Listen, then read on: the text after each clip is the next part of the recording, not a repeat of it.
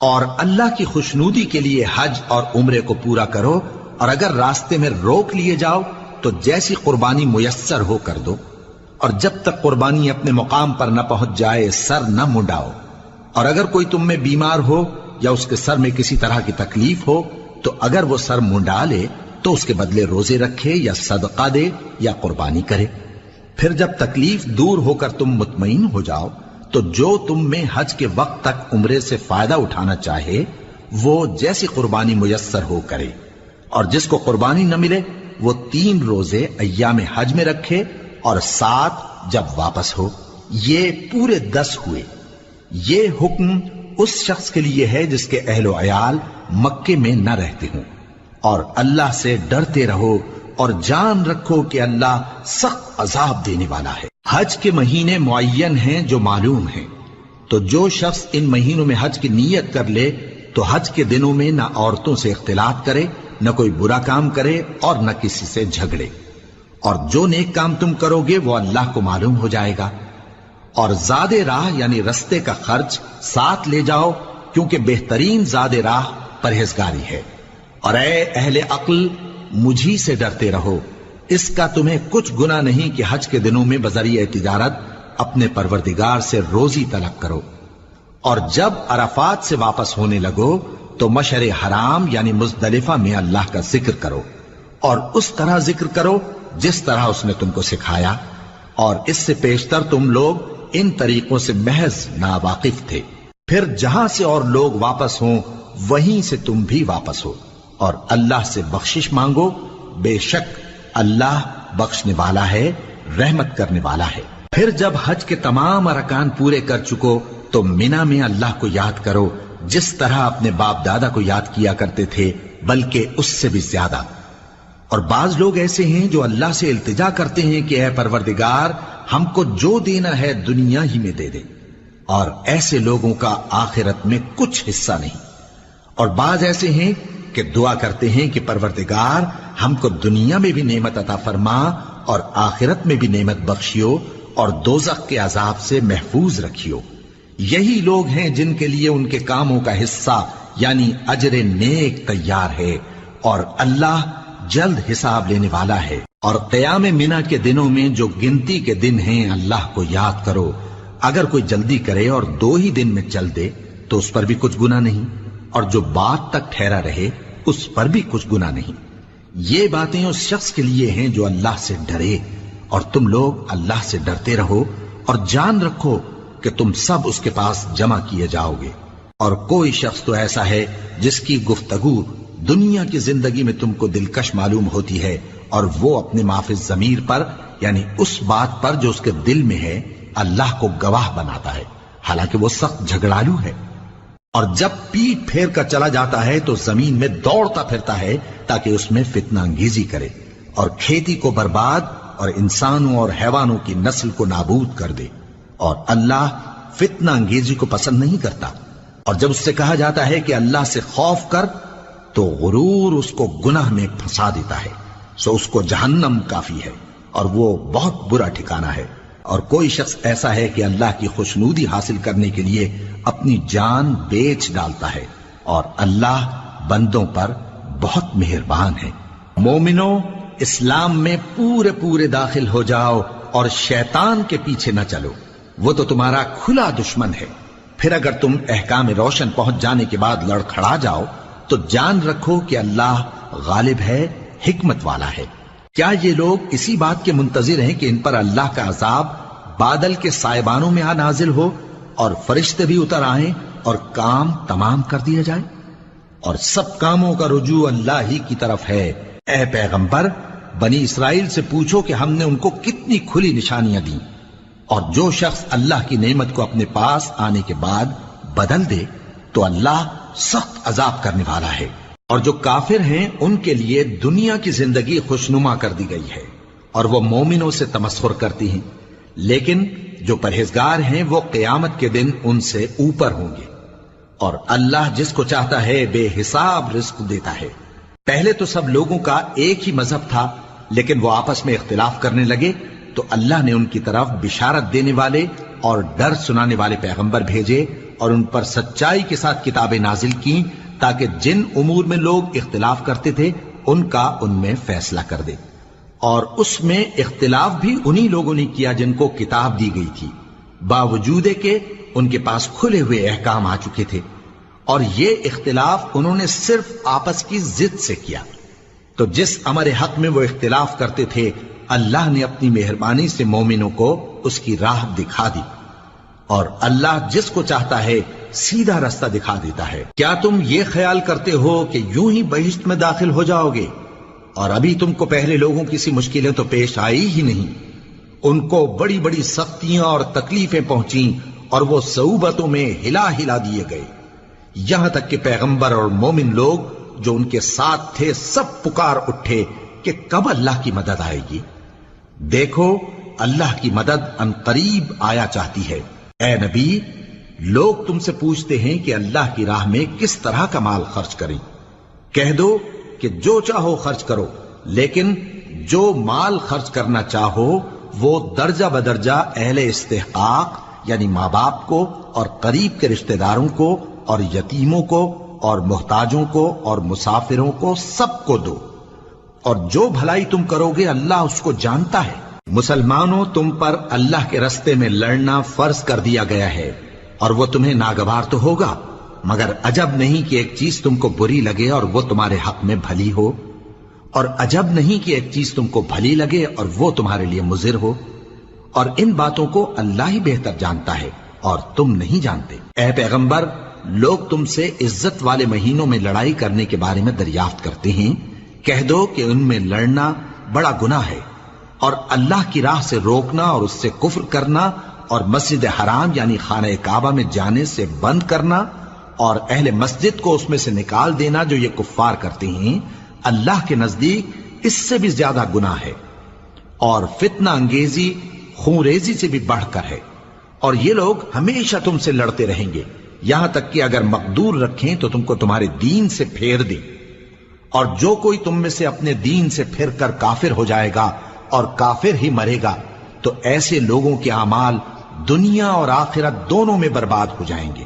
اور یہی لوگ دوزخ میں جانے والے ہیں جس میں ہمیشہ رہیں گے۔ جو لوگ ایمان لائے اور اللہ کے لیے وطن چھوڑ گئے اور کفار سے جنگ کرتے رہے وہی اللہ کی رحمت کے امیدوار ہیں، اور اللہ بخشنے والا ہے، رحمت کرنے والا ہے۔ اے پیغمبر، لوگ تم سے شراب اور جوئے کا حکم دریافت کرتے ہیں، کہہ دو کہ ان میں گناہ بڑے ہیں اور لوگوں کے لیے کچھ فائدے بھی ہیں، مگر ان کے گناہ فائدوں سے کہیں زیادہ ہیں، اور یہ بھی تم سے پوچھتے ہیں کہ اللہ کی راہ میں کون سا مال خرچ کریں، کہہ دو کہ جو ضرورت سے زیادہ ہو۔ اس طرح اللہ تمہارے لیے اپنے احکام کھول کھول کر بیان فرماتا ہے تاکہ تم سوچو، یعنی دنیا اور آخرت کی باتوں میں غور کرو۔ اور تم سے یتیموں کے بارے میں بھی دریافت کرتے ہیں، کہہ دو کہ ان کی حالت کی اصلاح بہت اچھا کام ہے، اور اگر تم ان سے مل جل کر رہنا یعنی خرچ اکٹھا رکھنا چاہو تو وہ تمہارے بھائی ہیں، اور اللہ خوب جانتا ہے کہ خرابی کرنے والا کون ہے اور اصلاح کرنے والا کون۔ اور اگر اللہ چاہتا تو تم کو تکلیف میں ڈال دیتا، بے شک اللہ غالب ہے، حکمت والا ہے۔ اور مومنوں، مشرک عورتوں سے جب تک وہ ایمان نہ لائیں نکاح نہ کرنا، کیونکہ مشرک عورت خواہ تم کو کیسی ہی بھلی لگے اس سے مومن لونڈی بہتر ہے، اور اسی طرح مشرک مرد جب تک ایمان نہ لائیں مومن عورتوں کو ان کی زوجیت میں نہ دینا، کیونکہ مشرک مرد سے خواہ وہ تم کو کیسا ہی بھلا لگے مومن غلام بہتر ہے۔ یہ مشرک لوگوں کو دوزخ کی طرف بلاتے ہیں، اور اللہ اپنی مہربانی سے بہشت اور بخشش کی طرف بلاتا ہے، اور اپنے حکم لوگوں سے کھول کھول کر بیان کرتا ہے تاکہ نصیحت حاصل کریں۔ اور تم سے حیض کے بارے میں دریافت کرتے ہیں، کہہ دو وہ تو نجاست ہے، سو ایام حیض میں عورتوں سے کنارہ کش رہو، اور جب تک وہ پاک نہ ہو جائیں ان سے مقاربت نہ کرو۔ ہاں، جب وہ پاک ہو جائیں تو جس طریق سے اللہ نے تمہیں ارشاد فرمایا ہے ان کے پاس جاؤ، کچھ شک نہیں کہ اللہ توبہ کرنے والوں اور پاک صاف رہنے والوں کو دوست رکھتا ہے۔ تمہاری عورتیں تمہاری کھیتی ہیں، تو اپنی کھیتی میں جس طرح چاہو جاؤ، اور اپنے لیے نیک عمل آگے بھیجو، اور اللہ سے ڈرتے رہو، اور جان رکھو کہ ایک دن تمہیں اس کے روبرو حاضر ہونا ہے۔ اور اے پیغمبر، ایمان والوں کو بشارت سنا دو اور اللہ کے نام کو اس بات کا ہیلا نہ بنانا کہ اس کی قسمیں کھا کھا کر سلوک کرنے اور پرہیزگاری کرنے اور لوگوں میں صلح و سازگاری کرانے سے رک جاؤ، اور اللہ سب کچھ سنتا ہے، جانتا ہے۔ اللہ تمہاری لغو قسموں پر تم سے مواخذہ نہیں کرے گا، لیکن جو قسمیں تم قصد دلی سے کھاؤ گے ان پر مواخذہ کرے گا، اور اللہ بخشنے والا ہے، بردبار ہے۔ جو لوگ اپنی عورتوں کے پاس جانے کی قسم کھا لیں ان کو 4 مہینے تک انتظار کرنا چاہیے۔ اگر اس عرصے میں قسم سے رجوع کر لیں تو اللہ بخشنے والا ہے، مہربان ہے، اور اگر طلاق کا ارادہ کر لیں تو بھی اللہ سنتا ہے، جانتا ہے۔ اور طلاق والی عورتیں 3 حیض تک اپنے تئیں روکے رہیں، اور اگر وہ اللہ اور روز قیامت پر ایمان رکھتی ہیں تو ان کو جائز نہیں کہ اللہ نے جو کچھ ان کے شکم میں پیدا کیا ہے اس کو چھپائیں، اور ان کے خاوند اگر پھر موافقت چاہیں تو اس مدت میں وہ ان کو اپنی زوجیت میں لے لینے کے زیادہ حقدار ہیں، اور عورتوں کا حق مردوں پر ویسا ہی ہے جیسے دستور کے مطابق مردوں کا حق عورتوں پر ہے، البتہ مردوں کو عورتوں پر 1 درجہ فضیلت ہے، اور اللہ غالب ہے، صاحب حکمت ہے۔ طلاق صرف 2 بار ہے، یعنی جب 2 دفعہ طلاق دے دی جائے تو پھر عورتوں کو یا تو بطریق شائستہ نکاح میں رہنے دینا ہے یا بھلائی کے ساتھ چھوڑ دینا، اور یہ جائز نہیں کہ جو مہر تم ان کو دے چکے ہو اس میں سے کچھ واپس لے لو۔ ہاں، اگر زن و شوہر کو خوف ہو کہ وہ اللہ کی حدوں کو قائم نہیں رکھ سکیں گے تو اگر عورت خاوند کے ہاتھ سے رہائی پانے کے بدلے میں کچھ دے ڈالے تو دونوں پر کچھ گناہ نہیں۔ یہ اللہ کی مقرر کی ہوئی حدیں ہیں، ان سے باہر نہ نکلنا، اور جو لوگ اللہ کی حدوں سے باہر نکل جائیں گے وہ گناہگار ہوں گے۔ پھر اگر شوہر 2 طلاقوں کے بعد تیسری طلاق عورت کو دے دے تو اس کے بعد جب تک عورت کسی دوسرے شخص سے نکاح نہ کر لے اس پہلے شوہر پر حلال نہ ہوگی۔ ہاں، اگر دوسرا خاوند بھی طلاق دے دے اور عورت اور پہلا خاوند پھر ایک دوسرے کی طرف رجوع کر لیں تو ان پر کچھ گناہ نہیں، بشرطے کہ دونوں یقین کریں کہ اللہ کی حدوں کو قائم رکھ سکیں گے، اور یہ اللہ کی حدیں ہیں، ان کو وہ ان لوگوں کے لیے بیان فرماتا ہے جو علم رکھتے ہیں۔ اور جب تم عورتوں کو 2 دفعہ طلاق دے چکو اور ان کی عدت پوری ہو جائے تو انہیں یا تو حسن سلوک سے نکاح میں رہنے دو یا بطریق شائستہ رخصت کر دو، اور اس نیت سے ان کو نکاح میں نہ رہنے دینا چاہیے کہ انہیں تکلیف دو اور ان پر زیادتی کرو، اور جو ایسا کرے گا وہ اپنا ہی نقصان کرے گا۔ اور اللہ کے احکام کو ہنسی اور کھیل نہ بناؤ، اور اللہ نے تم کو جو نعمتیں بخشی ہیں اور تم پر جو کتاب اور دانائی کی باتیں نازل کی ہیں جن سے وہ تمہیں نصیحت فرماتا ہے ان کو یاد کرو، اور اللہ سے ڈرتے رہو، اور جان رکھو کہ اللہ ہر چیز سے واقف ہے۔ اور جب تم عورتوں کو طلاق دے چکو اور ان کی عدت پوری ہو جائے تو ان کو اپنے شوہروں کے ساتھ جب وہ آپس میں جائز طور پر راضی ہو جائیں نکاح کرنے سے مت روکو۔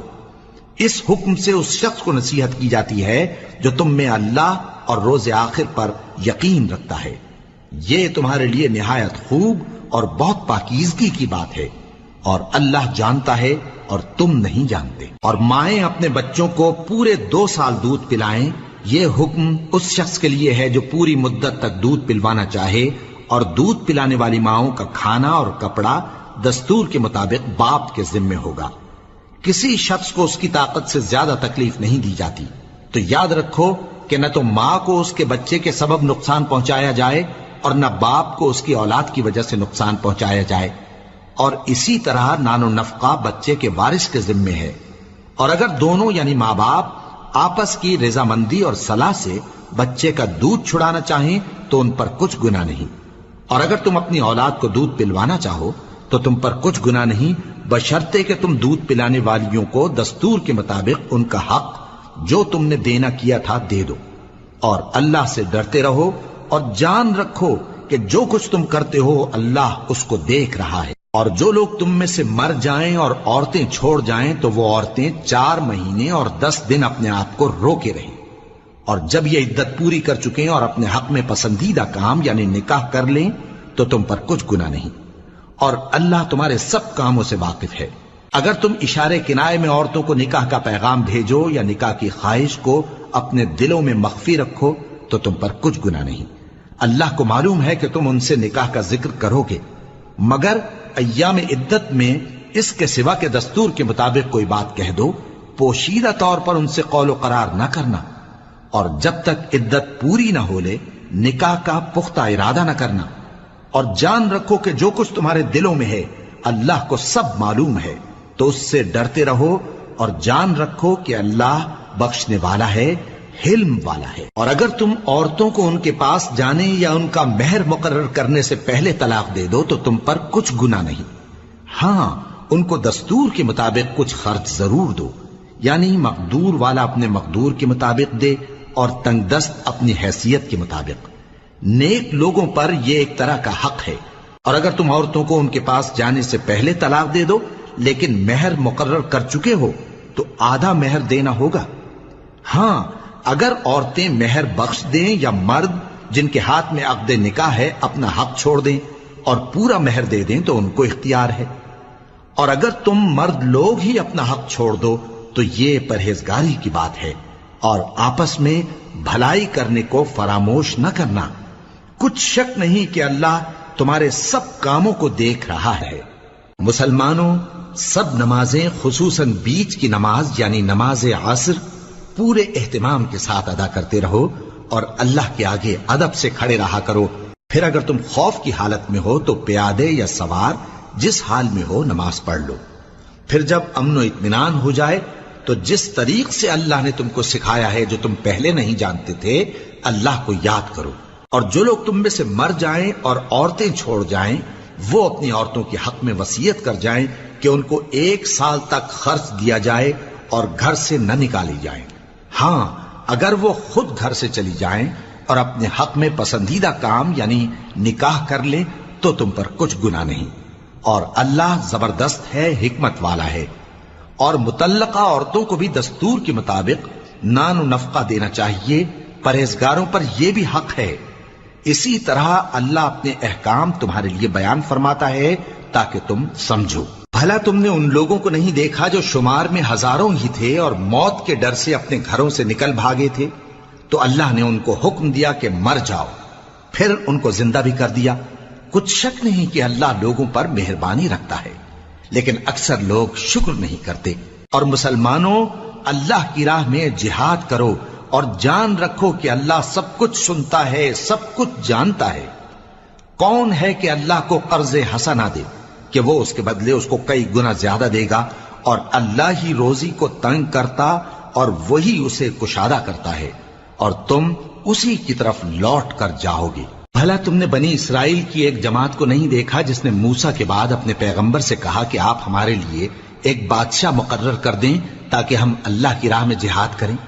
پیغمبر نے کہا کہ اگر تم کو جہاد کا حکم دیا جائے تو ایسا تو نہیں کہ لڑنے سے پہلو تہی کرو۔ وہ کہنے لگے کہ ہم اللہ کی راہ میں کیوں نہ لڑیں گے جبکہ ہم وطن سے خارج اور بال بچوں سے جدا کر دیے گئے۔ پھر جب ان کو جہاد کا حکم دیا گیا تو چند اشخاص کے سوا سب پھر گئے، اور اللہ ظالموں سے خوب واقف ہے۔ اور پیغمبر نے ان سے یہ بھی کہا کہ اللہ نے تم پر طالوت کو بادشاہ مقرر فرمایا ہے۔ وہ بولے کہ اسے ہم پر بادشاہی کا حق کیوں کر ہو سکتا ہے؟ اس سے بڑھ کر بادشاہی کے مستحق تو ہم ہیں، اور اس کے پاس تو بہت سی دولت بھی نہیں۔ پیغمبر نے کہا کہ اللہ نے اس کو تم پر فضیلت دی ہے اور بادشاہی کے لیے منتخب فرمایا ہے۔ اس نے اسے علم بھی بہت سا بخشا ہے اور تن و توش بھی بڑا عطا کیا ہے، اور اللہ کو اختیار ہے جسے چاہے بادشاہی بخشے، وہ بڑا کشائش والا ہے، دانا ہے۔ اور پیغمبر نے ان سے کہا کہ ان کی یعنی طالوت کی بادشاہی کی نشانی یہ ہے کہ تمہارے پاس وہ صندوق آئے گا جس کو فرشتے اٹھائے ہوئے ہوں گے، اس میں تمہارے پروردگار کی طرف سے تسلی بخشنے والی چیز ہوگی اور کچھ اور چیزیں بھی ہوں گی جو موسیٰ اور ہارون چھوڑ گئے تھے۔ اگر تم ایمان رکھتے ہو تو یہ تمہارے لیے ایک بڑی نشانی ہے۔